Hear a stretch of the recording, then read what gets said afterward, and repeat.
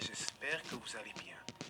J'avais déjà fait une vidéo sur les dates importantes de l'histoire de l'islam, mais cela me tenait à cœur de raconter l'histoire de la civilisation islamique, de la venue du prophète Mohammed au califat abbasside, où les musulmans excellaient dans tous les domaines.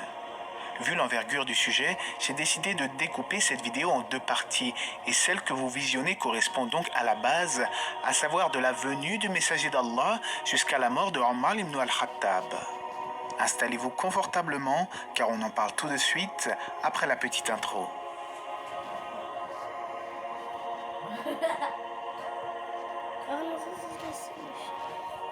Avant d'entrer dans le vif du sujet, il est important de rappeler la situation des Arabes avant la révélation du Coran. Dans l'Antiquité, les Arabes adoraient les astres comme le soleil et la lune ainsi que les étoiles. Puis, ils ont fini par adopter l'unicité divine prônée par le prophète Ibrahim et son fils Ismaïl. D'ailleurs, selon l'avis le plus célèbre, la Kaaba fut construite des mains d'Ibrahim et d'Ismaïl. Au final, les Arabes venaient de partout pour se rendre au pèlerinage à la Mecque.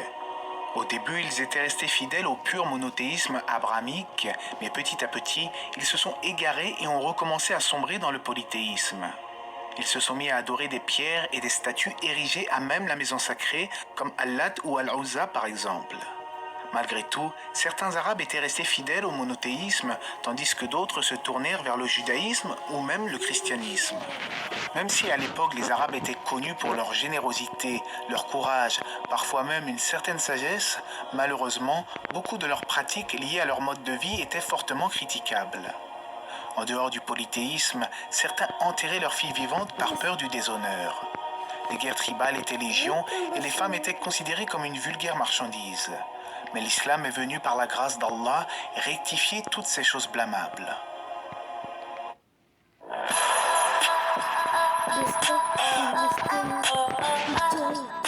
De l'éléphant dans les années 570 du calendrier grégorien. Son père Abdallah est mort de la maladie alors qu'il n'était même pas encore né. Si certains demandent comment son père s'appelait-il Abdallah alors que le Coran n'était pas encore révélé, on peut répondre en disant que les Arabes ne reniaient pas forcément la seigneurie d'Allah et son existence, et d'ailleurs, certains juraient par Allah et sacrifiaient pour lui. Mais le problème, c'est qu'ils donnaient aussi des associés à Allah dans l'adoration, c'est ce qu'on appelle le shirk en arabe, le polythéisme. La mère du prophète alayhi salatu wassalam s'appelait Amina. Les Arabes avaient coutume de faire allaiter leurs enfants en dehors de la ville de la Mecque, ce qui était plus propice au bon développement d'une santé solide. Ce fut donc le cas pour le prophète. Lorsqu'il avait l'âge de 4 ou 5 ans, c'est l'événement de la fente de sa poitrine, alayhi salatu wassalam. L'ange Gabriel, c'est-à-dire Djibril, s'est manifesté au prophète et a extrait de son cœur un morceau de chair en disant « Voici la part que Satan a sur toi ». Puis, il purifia son cœur avec de l'eau de Zemzem pour le remettre en place. Ce récit est rapporté par l'imam Muslim. À l'âge de 6 ans, peu de temps après être retourné chez sa mère, cette dernière fut saisie d'une fièvre subite et rendit l'âme. Après cela, le prophète alayhi salatu wassalam fut confié à son grand-père Abdul Muttalib, puis à son oncle Abu Talib.